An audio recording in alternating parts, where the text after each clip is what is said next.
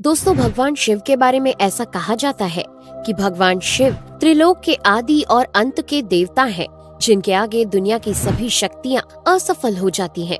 लेकिन क्या आपको मालूम है आखिर भगवान शिव का जन्म कैसे हुआ था?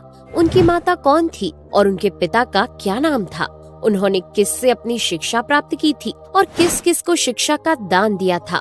अगर नहीं तो चलिए, क्योंकि इस वीडियो के माध्यम से हम आपके इन्हीं सभी सवालों का जवाब देने वाले हैं, इसलिए प्लीज इसे स्किप किए बिना एंड तक जरूर देखना। दोस्तों, आज सबसे पहले भगवान शिव के जन्म से जुड़ी पहली कहानी यानी शिव पुराण की एक लोकप्रिय कथा के बारे में बताने वाले हैं। शिव पुराण के अनुसार भगवान शिव को स्वयंभू माना जाता है, जिसका मतलब होता है कि भगवान शिव का जन्म स्वयं ही हुआ था। यानी कि इससे एक बात तो साफ हो जाती है कि ना ही भगवान शिव की कोई माता है और ना ही उनके कोई पिता हैं। इसी कारण से भगवान शिव पंच तत्वों से भी परे हैं, जिस कारण से इन्हें मृत्यु का भी कोई भय नहीं है और इनकी मृत्यु कभी नहीं हो सकती। पर अब बात करते हैं विष्णु पुराण में बताई गई भगवान शिव के जन्म से जुड़ी हुई एक और कहानी के बारे में।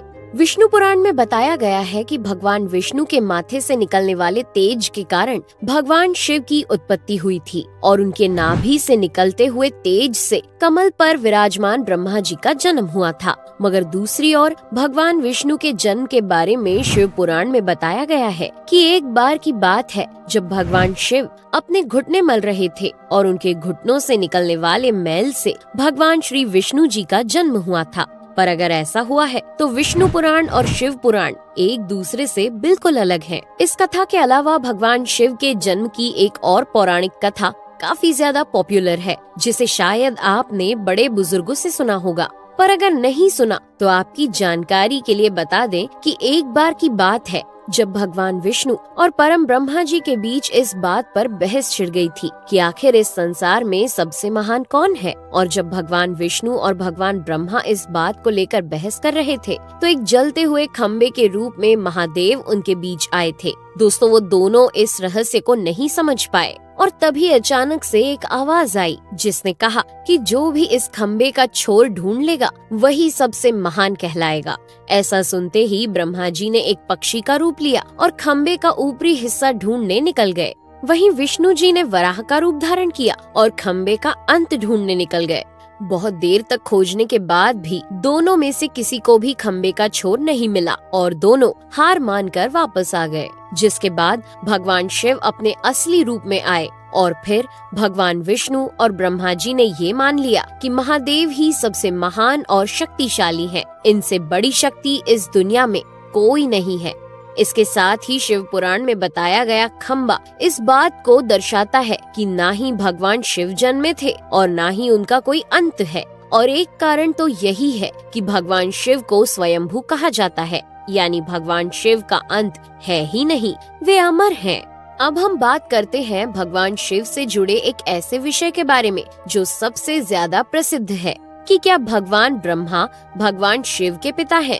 जी हाँ, इनकी ये कहानी लोगों के बीच काफी प्रसिद्ध है। तो आपको बता दें कि आखिर किस प्रकार भगवान शिव ने ब्रह्मा पुत्र के रूप में जन्म लिया था। इसके पीछे विष्णु पुराण की एक पौराणिक कथा है, जिसके अनुसार जब धरती, आकाश, पाताल या कहें पूरा यूनिवर्स जलमग्न यानी पानी में डूबा हुआ था, तब भगवान विष्णु के अलावा कोई भी देव या प्राणी इस संसार में नहीं था। तब केवल विष्णु ही जल सतह पर अपने शेष नाग पर लेटे हुए नजर आ रहे थे। जिसके बाद उनकी नाभि से कमल की डंडी पर ब्रह्मा जी प्रकट हुए और जब भगवान ब्रह्मा और भगवान विष्णु इस यूनिवर्स से संबंधित बातें कर रहे थे तब भगवान शिव प्रकट हुए, जिसके बाद ब्रह्मा ने उन्हें पहचानने से इनकार कर दिया। इस कारण से भगवान शिव रूठ गए और उनके रूठ जाने के कारण भगवान विष्णु ने उन्हें दिव्य दृष्टि प्रदान कर ब्रह्मा जी को भगवान शिव की याद दिलाई। जिसके बाद भगवान ब्रह्मा को अपनी गलती का एहसास हुआ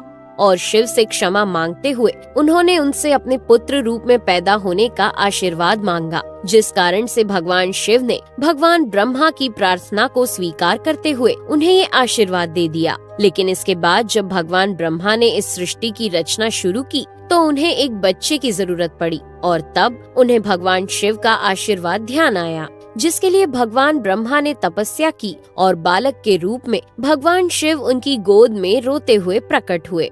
आपको बता दें कि ये भगवान शिव का एकमात्र बाल रूप है। जब भगवान ब्रह्मा ने उनके रोने का कारण पूछा तो उन्होंने बताया कि उनका कोई नाम नहीं है। तब भगवान ब्रह्मा ने भगवान शिव का नाम रुद्र रख दिया, जिसका मतलब होता है रोने वाला। पर इसके बावजूद भी भगवान शिव चुप नहीं हुए, इसलिए ब्रह्मा ने उन्हें दूसरा नाम दिया। पर शिव को वो नाम भी पसंद नहीं आया और फिर भी वे चुप नहीं हुए।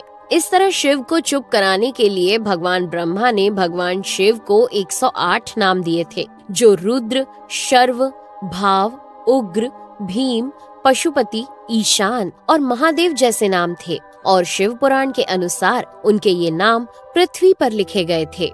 इसके बाद बात आती है श्रीमद् देवी महापुराण की। तो श्रीमद् देवी महापुराण में भगवान शिव की माता और पिता के बारे में बताया गया है। श्रीमद् देवी महापुराण के अनुसार देखा जाए तो एक बार जब भगवान नारद जी ने अपने पिता भगवान ब्रह्मा जी से पूछा कि सृष्टि का निर्माण किसने किया है, साथ ही भगवान विष्णु, भगवान शिव और आपके माता पिता कौन है, तब भगवान ब्रह्मा जी ने नारद जी को त्रिदेवों के जन्म के बारे में बताया। जो बताया वो वाकई चौंका देने वाली बात थी। दरअसल उन्होंने कहा कि देवी दुर्गा और शिव स्वरूप ब्रह्मा के योग से ब्रह्मा, विष्णु और महेश का जन्म हुआ था। यानी प्रकृति का रूप लिए माँ दुर्गा ही हम तीनों की माता है और ब्रह्मा यानी काल सदाशिव हमारे पिता है। इसके साथ ही श्रीमद् देवी महापुराण में भी भगवान विष्णु और भगवान ब्रह्मा के बीच हुए झगड़े की एक कहानी मिलती है, जिसके अनुसार एक बार श्री ब्रह्मा जी और विष्णु जी में झगड़ा हुआ और दोनों में बहस छिड़ी हुई थी। तब भगवान ब्रह्मा ने कहा कि सृष्टि को मैंने बनाया है और मैं ही प्रजापिता हूँ, जिसके जवाब में भगवान विष्णु जी ने कहा कि मैं आपका पिता हूँ, क्योंकि आप मेरी नाभि से निकले हुए कमल से पैदा हुए हैं। और धीरे धीरे कर ये बहस बढ़ती गई। दोस्तों, इसके बाद इन दोनों का झगड़ा सुनकर सदाशिव वहाँ पहुँचे और उन्होंने कहा कि पुत्रों, मैंने ही तुमको इस संसार को बनाने और इसे संभालने के केवल 2 काम दिए हैं।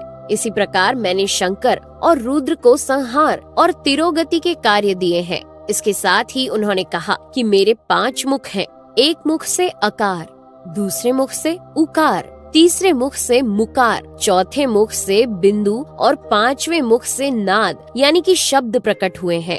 उन्हीं 5 को एक साथ मिलाकर देखा जाए तो एक अक्षर ओम बनता है, जिसे आज हम सभी भगवान शिव के मूल मंत्र के रूप से जानते हैं। इतना कहने के बाद भगवान ब्रह्मा और विष्णु दोनों ही समझ गए कि भगवान शिव से ज्यादा शक्तिशाली इस दुनिया में कुछ भी नहीं है और दोनों ने भगवान शिव को प्रणाम किया और चले गए। चलिए दोस्तों, अब जब आप भगवान शिव के बारे में इतना तो जान ही चुके हैं, तो क्या आपको पता है कि आखिर भगवान शिव ने किससे शिक्षा प्राप्त की थी और उनके गुरु कौन थे?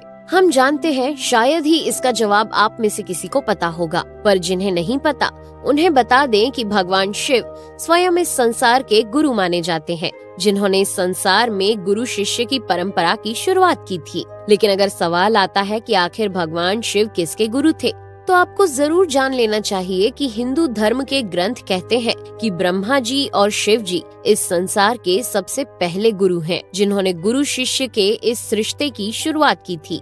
जहां भगवान ब्रह्मा ने अपने मानस पुत्रों को शिक्षा प्रदान की थी, वहीं भगवान शिव ने अपना ज्ञान केवल अपने 60 शिष्यों को दिया था। यानी भगवान शिव 60 शिष्यों के गुरु थे और वे जिन शिष्यों के गुरु थे उन्हें आज के समय में सप्त ऋषियों का दर्जा दिया गया है। तो दोस्तों, ये थे भगवान शिव के जन्म से जुड़े हुए कुछ फैक्ट्स, जो आपको कैसे लगे हमें कमेंट करके जरूर बताइए। साथ ही अगर आपको वीडियो पसंद आया हो